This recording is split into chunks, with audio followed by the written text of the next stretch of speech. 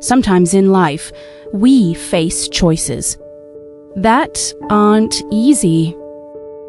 Sometimes we decide to use force, whether against others or situations, and not always with the intention we'd like. For me, it's important to mourn such a choice afterwards, not out of guilt, but in recognition that things didn't go as I wanted. It's a moment to see what needs were unmet, what I wanted to protect, and what was missing, so I could choose a different strategy. I remember a situation where I used force against a loved one, not to protect, but to let them experience what it was like, and partly to feel. Dialogue didn't work. Other methods failed.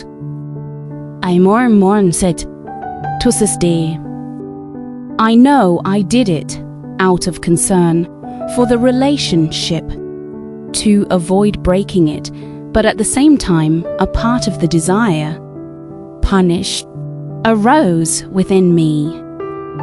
This isn't easy to accept, yet it's true within me. This situation reminded me of something important. Protective use of force is an action taken in a situation where life and limb are immediately threatened. For example, when I grab a child who runs into the street.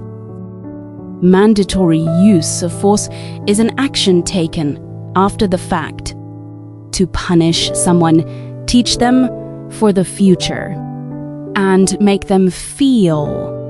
What feel? The difference is subtle, but fundamental. It's about intention.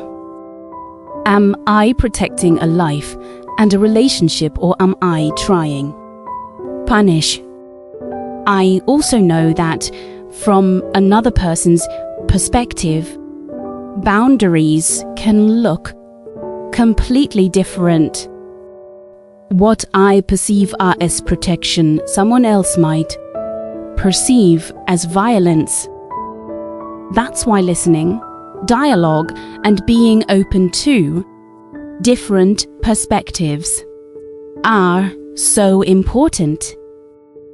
Let's learn that instead of forcing or imposing, we can offer a different perspective.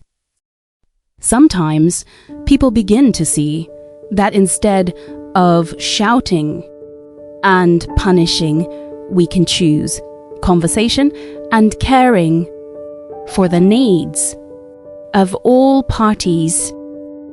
And that's beautiful. For me, this path isn't about always being empathetic, but about learning to recognize the needs of ourselves and others, and seeking solutions that protect life, dignity, and humanity. We don't live in a perfect world, but we can strive to minimize situations in our lives where we choose force. And if it does happen, let us be willing to acknowledge it, mourn it, and learn from it. Let us use force only in care, only to protect life, never as punishment.